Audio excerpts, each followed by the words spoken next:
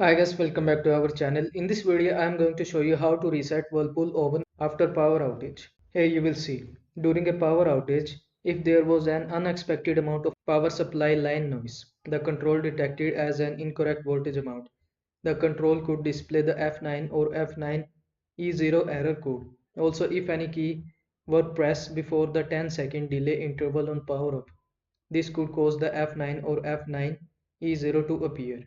If a reset power outage has occurred, turn off the household circuit breaker on the range for 1 minute. Then reset the circuit breaker and monitor the range for 1 minute to ensure the error code does not display again. Verify range operation is normal. If the range control continue to display an F9 or F9E0 error code, the electrical outlet in the home may be misfired. Disconnect power and contact a qualified electrician to verify the electrical supply. That's it. I hope this video was helpful to you. Make sure to like this video and subscribe to my channel for more this type of content. Thanks for watching.